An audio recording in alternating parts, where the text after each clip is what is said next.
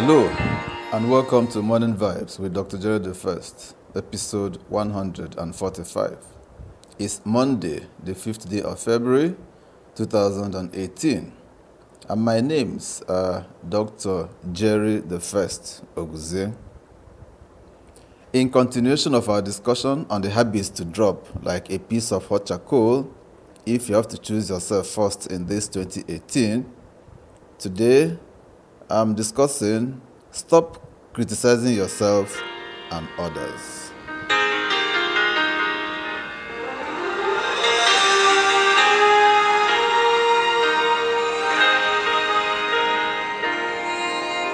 What is self-criticism? Self-criticism, or the act of pointing out one's perceived flaws, can be a healthy way to increase self-awareness and achieve personal growth. But it may also prove a barrier to one's self-esteem and peace of mind. Self-criticism may often help facilitate the process of learning from one's mistakes and can also be helpful when one attempts to overcome areas of weakness or unwanted beliefs. A high level of self-criticism that prevents individuals from taking risks, asserting their opinions, or believing in their own abilities may be quite unhelpful or detrimental to their well-being. Understanding self-criticism. The levels of self-criticism scale, developed in 2004 by Thompson and Zuroff, measures the two types of self-criticism, comparative and internalized. Comparative self-criticism typically involves comparing oneself to others and finding oneself to be lacking. People who are self-critical in this way often tend to base their self-esteem on perceptions of the way others feel about them and may view other individuals as superior, critical, or hostile. Operating under the belief that one is viewed in a negative way may lead one's self-image to adapt to reflect this perception. Internalized self-criticism, on the other hand, may involve the feeling that one cannot possibly live up to one's personal ideals or standards, or the belief that one is deficient in some way. Thus, even success may be viewed as failure. For example, an individual who has a high level of internalized self-criticism may receive an A on a test and still feel unsuccessful, believing that anything less than perfection constitutes failure. Examples of self-criticism. Self-criticism is typically experienced as negative internal thoughts about oneself, or more specifically about one's behaviors or attributes. When self-critical thoughts apply broadly rather than focus on a particular behavior, they may be more likely to impact well-being negatively. Such sentences like, "I'm a failure," "I can't do anything right," "I'm not good enough," "I will never get better." The above statements do not focus on any particular behavior that can be improved upon. Rather, they apply a negative mindset in all encompassing manner. Therefore, they may be more likely to affect confidence and contribute to the development of both physical and mental health problems. But sentences like, "I shouldn't have stayed up so late last night," "I watched too much TV and didn't study for my exam," "I can't do anymore," "I scolded my son too harshly, I should remain calm when correcting him in the future," "If I keep speeding, I might hurt someone or get a ticket, so I should slow down." These statements, on the other hand, focus on a particular aspect of behavior that an individual wishes to improve. They are constructive rather than simply negative. This type of criticism is more often likely to lead to improved behavior and modifications of perceived shortcomings. A teacher mentally scolds himself for being too hard on a student, and he says, "Why do you always do this? That poor child looks so sullen, and all because of me." A lawyer loses a case, and despite having won many others in the past, she tells herself, "I'm good for nothing. I couldn't win a simple case. I shouldn't have become a lawyer. I'm not fit for that job." The food is saltier than it should be, thus causing the husband and father to question his culinary skills. Oh gosh, I've done it again. Why can't I ever get it right? My wife will hate me for this. Do these examples sound familiar? Do you have a similar commentary running in your head? If so, you may be prone to destructive self-criticism. Now, it is great to have goals. Everyone needs to have things in life they strive to achieve. But is it necessary to constantly seek perfection in everything and then beat ourselves up for every misstep or harshly criticize ourselves for each perceived underachievement? In healthy doses, self-critique can be helpful. Through introspection, we find new ways to improve, better connect with others, and better become more self-aware and humane. However, nothing is good when done or taken in excess, especially self-criticism.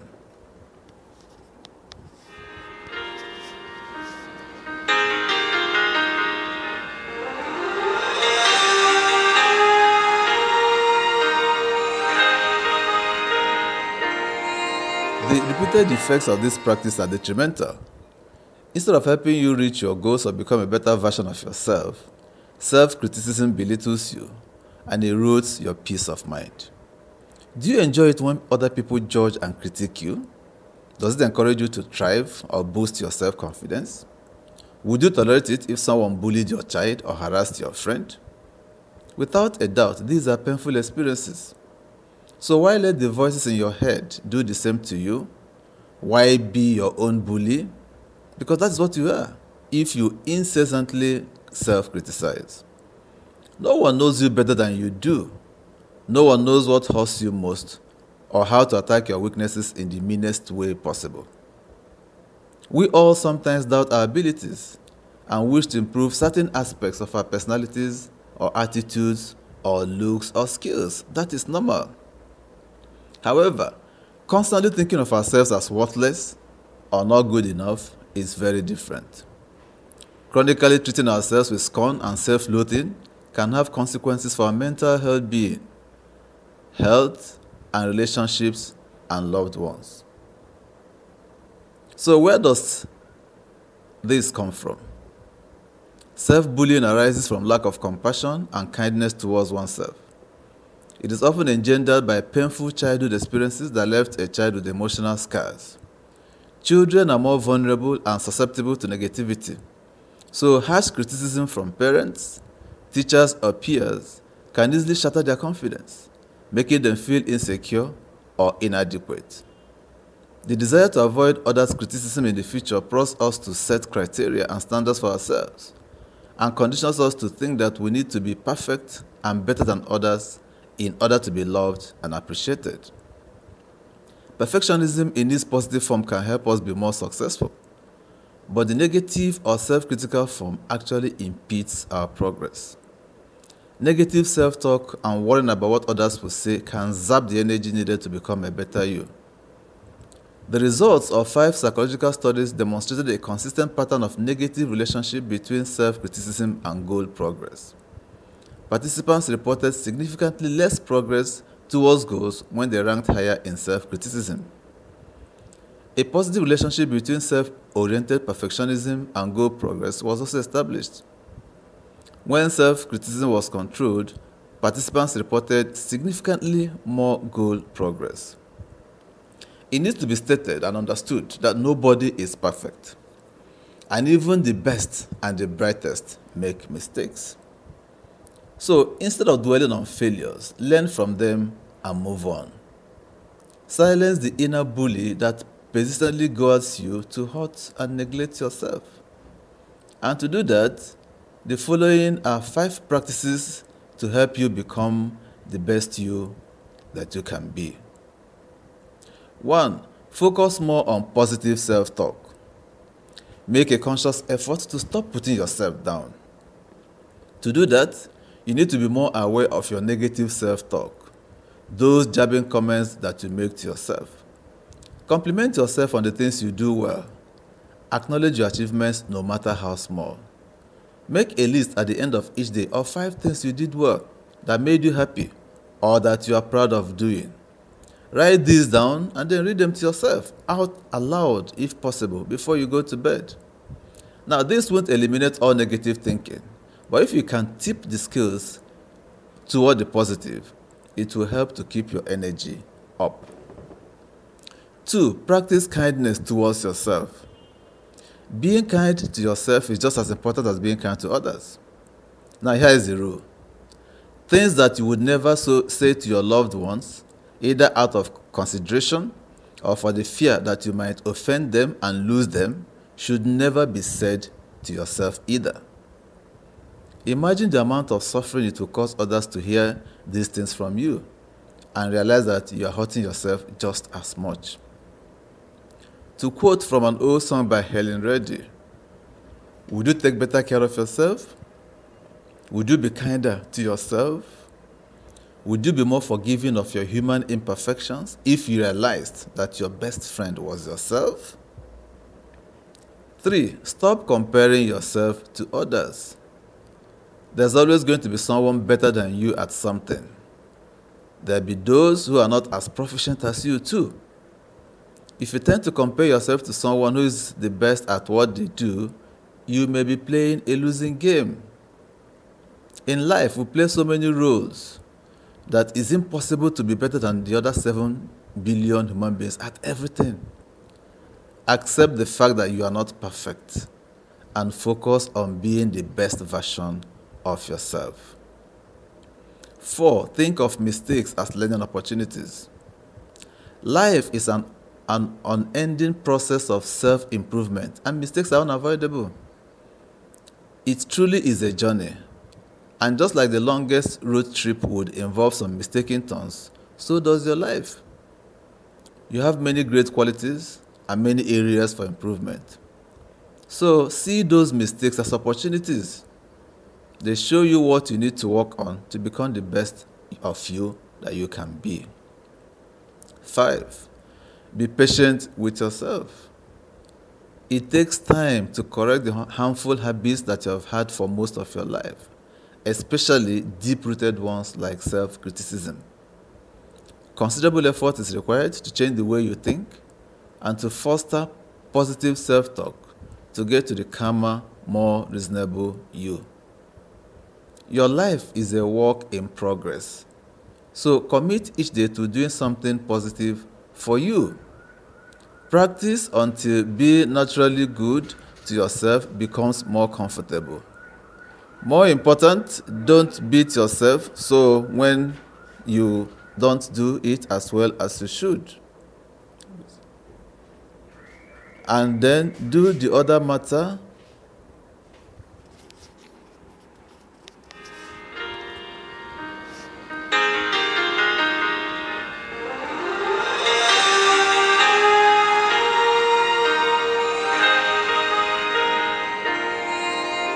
And then, to the other matter of criticizing other people. Have you noticed that each time you criticize someone, especially those close to you, you are indirectly criticizing yourself? Because those faults you find in them that you think warrant your criticism are also the same exact faults which you have, but which you are in denial of because of your ego. Our ego, which operates based on fear, loves denial, because it prevents us from tapping into who we really are, the spiritual essence of our true self. While the truth about ourselves can be painful if we face them, it can also set us free. In the spiritual laws of cause and effect, the universe simply operates as a mirror of our thoughts and actions. As in nature, when you look into a lake, you see a reflection of yourself in the water. Just like your water reflection, the consciousness of this universe works based on the same law of attraction. So when we criticize others, we are really criticizing ourselves, because we are really looking for ourselves in others. For this very reason, our souls choose our spouses, parents, siblings, and all the important people in our lives. Our fearful ego always tells us to criticize others. So by putting someone down, we can feel better about ourselves for just 2 seconds. But do we really ever feel better about ourselves when we criticize someone? In fact, it actually makes us feel worse about ourselves. We are not only criticizing others to displace blame on them for our own shortcomings, but more importantly, we are crying out for help.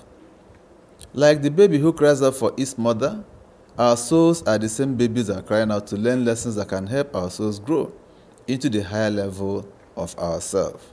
So when a woman or a man chooses an abusive spouse who makes them feel worthless, he or she is really seeking to learn the lesson of self-worth and self-love.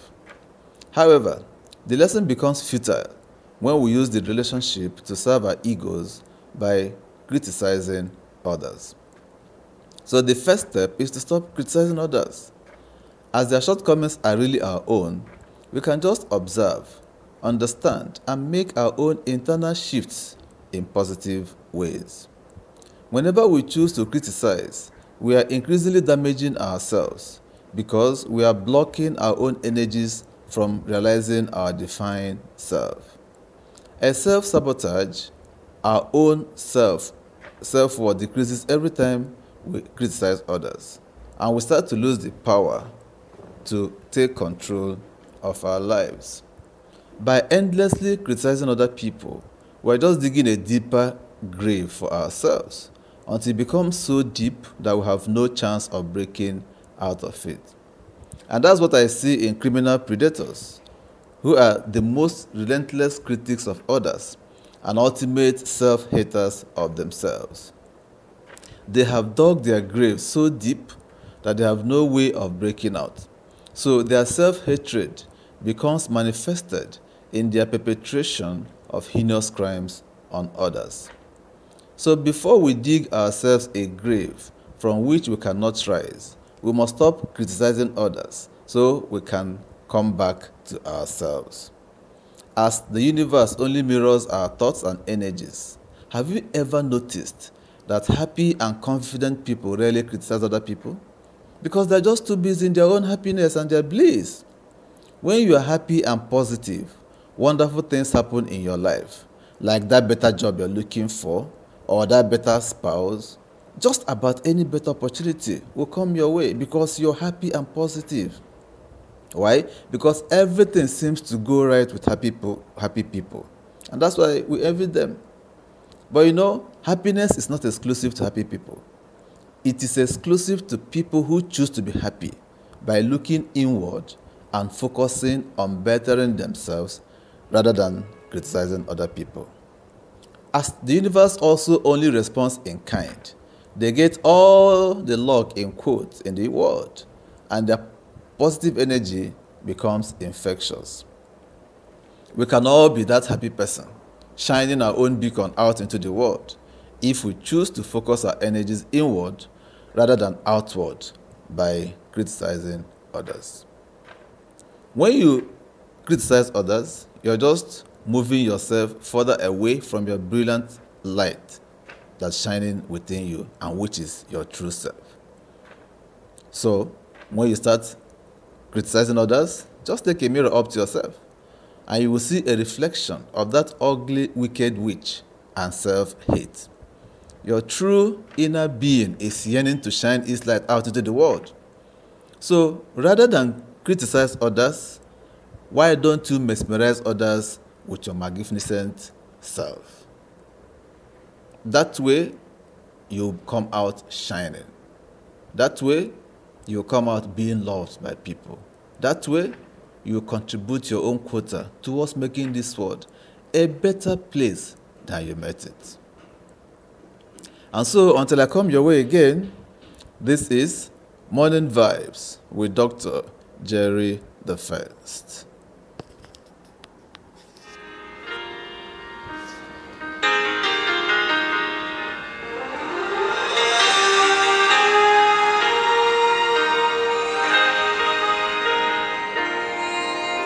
This program is powered by Top It Up Media and Communication Nigeria. All rights reserved. Thank you for listening to this broadcast this morning. If it has resonated with you, kindly subscribe to our channel and also give us a thumbs up to this podcast.